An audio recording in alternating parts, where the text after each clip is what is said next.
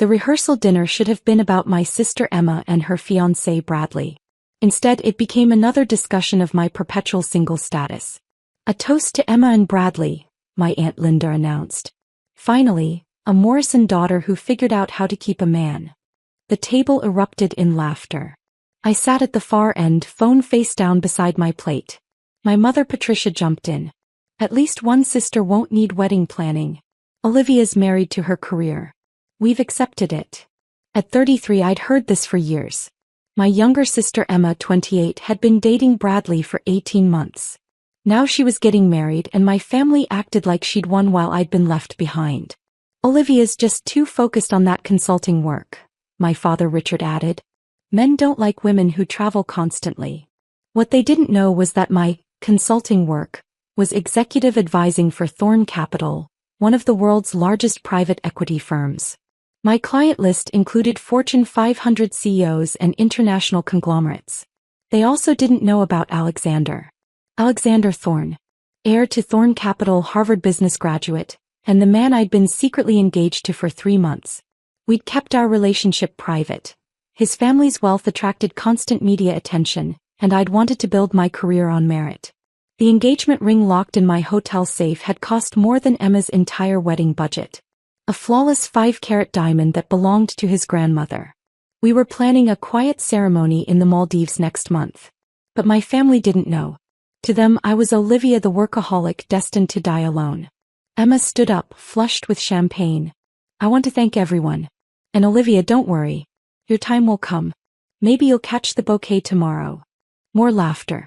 My cousin Jessica whispered loudly, "At this point, Olivia would rather catch a business card." I checked my phone under the table. A text from Alexander. "Landing at Riverside Regional at 4 p.m. tomorrow. Can't wait to see you. Should I wear the Tom Ford or keep it casual?" I typed back, "Surprise me. Fair warning. My family thinks I'm terminally single." His response, "Not for much longer. Time to make an entrance." We'd agreed to keep things quiet until after Emma's wedding. But Alexander had insisted on attending. "I'm not missing your sister's wedding," he'd said. "And I'm tired of pretending we're not together." Bradley's father stood for his toast. "To Emma, who convinced my son to give up his bachelor lifestyle. Unlike some women," he glanced at me, "Emma knows success isn't everything. Sometimes you need to prioritize relationships." The implication was clear. I'd chosen wrong. The wedding day arrived with perfect spring weather. The ceremony at Riverside Manor was scheduled for 5 o'clock. I spent the morning helping Emma with preparations, listening to her friends discuss relationships while pointedly not asking about mine. "Olivia's just focused on her career," Emma explained to bridesmaids. "She travels constantly. It's admirable, really. Not everyone needs a relationship to be fulfilled." The words carried pity underneath. At 3 o'clock my phone buzzed. "Alexander, landed early. Where should I meet you?" "Stay at the hotel for now. Ceremony starts at 5. Or I could just come to the venue now." "Alexander, no. This is Emma's day." "Fine. But I'm not hiding anymore, Liv. We've done this long enough." The ceremony was beautiful. Emma looked radiant, Bradley nervous but happy. I stood with the bridesmaids, playing my role as supportive older sister. During cocktail hour, the comments continued. "Olivia, any prospects?" Uncle Tom asked. "Still married to the job," my mother answered for me. "Chicago next week, then London. No time for dating." She didn't know I was in London because Alexander's family had offices there, and we were house hunting in Kensington. At 5:45 p.m. I checked my phone. "Alexander, getting restless. How much longer?" "Toast start at 6:30. Come after that." "Coming now. Sorry, Liv." I tried. My stomach dropped. He'd arrived during dinner, before the toasts, where my family would make more jokes about my single status. At 6 o'clock, the DJ announced the bridal party entrance. I walked alone. Guests whispered sympathetically. Dinner service began. I picked at my salmon, aware of the empty seat beside me that my family had left vacant rather than seat me with a random guest. At 6:25 p.m., my father stood up to begin toasts. "I want to thank everyone for celebrating with us," he began. "Emma and Bradley, you found something special. Real partnership, real love." He paused, looking at me. As the father of 2 daughters, I always wondered if both would find this happiness. Emma, you've made it easy. You've always known what mattered, building a life with someone. The implication hung in the air. My mother stood next. Emma, watching you become this beautiful bride has been the joy of my life. You've always been so good at relationships, so warm. She glanced at me. Not everyone has that gift. Olivia, we love you just as much even though your path looks different. Even though your path looks different. Code for, even though you're alone. Then Emma stood, slightly tipsy, grabbing the microphone. I want to say something about my sister. Olivia is the smartest, most successful person I know. She's traveled the world, built an incredible career and never needed anyone to complete her. Guests smiled approvingly. So while I'm getting married today, I want everyone to know my sister is just as happy in her own way. Right, Liv? You don't need a man to be complete. The applause was enthusiastic and pitying. Then I heard it. Helicopter rotors. The reception fell silent as the noise grew louder. The venue coordinator rushed outside, then back in, face pale. There's a helicopter landing on the lawn. Through the windows we watched as a sleek black helicopter touched down. The Thorn Capital logo visible on its side. The door opened. Alexander Thorn stepped out. He wore the Tom Ford suit, charcoal gray, impeccably tailored with a light blue tie matching my bridesmaid dress. He looked like he'd walked off a magazine cover. Alexander walked directly toward the reception entrance while 300 guests stared in stunned silence. Emma grabbed my arm.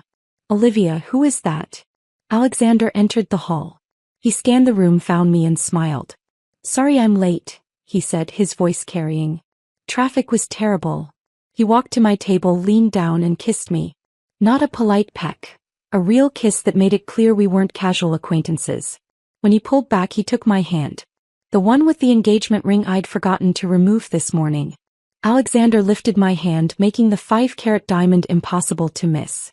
I know we agreed to keep things quiet, he said, loud enough for nearby tables to hear, but I'm done hiding. This is my fiancé, and I'm not spending one more event pretending she's single. The room erupted. My mother stood so fast her chair fell backwards. Fiancé? Olivia, what is he talking about? Emma stared at the ring, then at Alexander. You're engaged? Since when? 3 months, I said quietly. We were keeping it private. Bradley's father recognized Alexander. Wait, is that Alexander Thorn? From Thorn Capital. Yes, Alexander confirmed, his arm around my waist. Olivia's been advising my family's company for 2 years. She's the lead consultant on our international expansion. My father's face had gone through several colors. You're engaged to Alexander Thorn and didn't tell us? You never asked, I said simply. You were too busy discussing my perpetual single status. Alexander addressed the room. I apologize for interrupting this celebration. Emma, Bradley, congratulations. Your sister has told me wonderful things about you both. He turned to my parents. Mr. and Mrs. Morrison, I should have introduced myself properly. I've asked Olivia to marry me, and I hope we can celebrate our engagement. After Emma's wedding, of course. Emma found her voice. You've been engaged for 3 months and didn't tell me? You never asked about my personal life, I replied. Every conversation was about your wedding planning. I tried to mention I was seeing someone several times, but you always changed the subject to seating charts and flowers. Bradley's father pulled out his phone, Googling. His eyes widened. Alexander Thorn, CEO of Thorn Capital. Net worth estimated at, oh my God. Whispers spread through the reception like wildfire. Guests frantically searched phones, pulling up articles about Alexander, about Thorn Capital, about the family's wealth. Emma looked at Bradley, then at me, expressions cycling between shock and something like jealousy. This whole time while planning my wedding, you were engaged to him? Yes. But this was your day, Emma. I didn't want to overshadow it. Well, you've certainly done that now. Alexander squeezed my hand. That was my fault.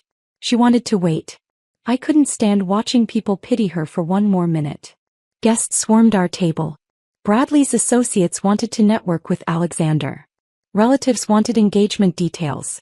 The bridesmaids who'd pitied me an hour ago now looked at me with new eyes. My mother pulled me aside. Olivia, why didn't you tell us? I tried, Mom. Multiple times. But every conversation became about how I was too focused on work, How I'd never find anyone. You never actually asked about my life. You just made assumptions. Emma appeared, bridal glow dimmed. Liv, we're sisters. Why wouldn't you tell me? In the past year, how many times have you asked about my personal life? About dating? She opened her mouth, then closed it. We were always talking about the wedding. Exactly. Every time I tried to mention I was seeing someone, you'd interrupt with bridesmaid dress questions. Eventually, I stopped trying. Alexander handed me champagne. For what it's worth, Olivia wanted to tell you. But she knew how important this day was and didn't want to steal your spotlight.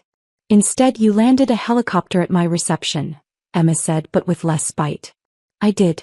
And I apologize for the dramatic entrance. But I'm not apologizing for making it clear your sister isn't the perpetually single workaholic your family thinks she is. The reception continued, but the energy had shifted. Emma and Bradley's hashtag Emma found her forever, started trending, but not for their reasons. Social media lit up with photos of Alexander's helicopter, speculation about our relationship. Emma pulled me aside later. I'm happy for you. I just wish you'd trusted me enough to tell me. I did trust you. I just didn't trust the timing. She glanced at guests still buzzing. This isn't what I imagined for my wedding day. I know. I'm sorry. Don't be. Actually, I'm sorry. For the jokes about you being single, for not asking about your life. Alexander appeared with Bradley. Emma, Bradley, I'd like to make this up to you. How would you feel about using my family's villa in Santorini for your honeymoon? It's empty next month. Emma's eyes widened. The Thorn Villa in Santorini? From Architectural Digest. It's yours for 2 weeks. My wedding gift. My parents approached as evening wound down. Olivia, I owe you an apology, my father said. Several, actually. We've spent years dismissing your choices, my mother added. Assuming you were alone because you were too focused on work. Why didn't you tell us about the consulting role? My father asked. I did. You heard, consulting, and assumed it was small scale. You never asked for details. As Alexander and I prepared to leave, Emma hugged me tightly. I want to hear everything. Every detail. No more secrets. No more secrets. We walked to the helicopter hand in hand. Behind us, 300 guests watched. My family's perception had shifted entirely in 2 hours. As the helicopter lifted off, I looked down at Riverside Manor, at Emma's celebration continuing, at my family who finally saw me clearly. They'd called me forever single during toasts, made jokes about my unmarried status, pitted my career-focused life. They hadn't known about the 5-carat diamond, the private villa, the man who loved me enough to land a helicopter at my sister's wedding just to stop people from feeling sorry for me. Their wedding hashtag changed overnight. Hashtag Emma found her forever became hashtag Olivia was always found. Because I was never lost. I was exactly where I'd chosen to be, building a life remarkable enough that it didn't need their validation to matter. Though their belated recognition was satisfying nonetheless. My phone exploded with notifications as the helicopter flew toward the city. Text messages from relatives I hadn't heard from in years. Instagram follows from Emma's friends who'd ignored me at the reception. LinkedIn requests from Bradley's business contacts. Alexander squeezed my hand. Regrets. About us? Never. About the timing? Maybe a little. Your sister will forgive you. She already has, actually. Did you see her face when I offered the Santorini villa? I smiled despite myself. That was generous. It was strategic. Can't have my future sister-in-law hating me. He pulled out his phone. Speaking of which, my mother just texted. He saw the photos online. She's thrilled we're finally public and wants to host an engagement party next month. Your mother knows about the helicopter landing? The whole world knows about the helicopter landing. We're trending on 3 different platforms. He showed me his phone. The top trending topic was hashtag helicopter proposal, even though it wasn't a proposal. We need to correct that, I said. Already done. My PR team issued a statement clarifying we've been engaged for 3 months and I was simply attending my fiancé's family event. He scrolled through responses. The internet loves it, by the way. Billionaire crashes wedding to defend his secret fiancé, is apparently very romantic. My phone rang. Emma's name flashed on screen. Should I answer? Definitely answer. I picked up. Emma, I'm so sorry. Stop apologizing, she interrupted. I'm calling because Bradley and I just looked up the Santorini villa. Olivia, it's worth $12 million. Your fiancé just gave us a honeymoon that costs more than our house. He feels bad about the helicopter. The helicopter was insane, but also kind of amazing. Everyone's talking about my wedding. We're viral. My wedding planner just called. Apparently 3 magazines want to feature the story. The wedding crashed by a billionaire's love. I could hear the smile in her voice. So you're not angry? I'm processing. But mostly I'm realizing I've been a terrible sister. You spent months listening to me obsess over centerpieces while you were engaged to Alexander Thorne. That must have been exhausting. A little, I admitted. Mom's losing her mind, by the way. She's been on the phone with Aunt Linda for 40 minutes explaining how she always knew you were destined for greatness. Dad's telling anyone who'll listen that he always supported your consulting career. They called it my little business yesterday. I know. They're rewriting history in real time. It's actually kind of funny. She paused. Liv, I really am happy for you. And I'm sorry I didn't ask about your life more. I got so wrapped up in my own wedding that I forgot to be your sister. You're forgiven. Enjoy Santorini. Oh, we will. Liv, next time you get engaged to a billionaire, maybe give me a heads up before he lands a helicopter at my wedding. I laughed. Deal.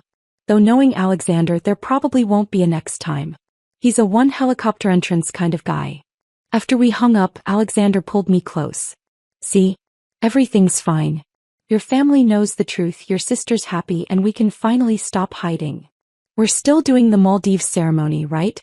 Just family. Absolutely. Though given today's performance, my mother might insist on arriving by yacht. The helicopter touched down at the private airfield where Alexander's jet waited. As we transferred from one aircraft to another, I thought about the wedding reception we'd left behind. About my family's shock, Emma's viral moment, and the assumptions that had finally been shattered. They'd spent years pitying me, never knowing I'd built exactly the life I wanted. The career, the relationship, the future. All of it constructed deliberately, privately, on my own terms. The validation felt good. But the real satisfaction came from knowing I'd never needed it in the first place. I'd always been complete. They just finally saw it.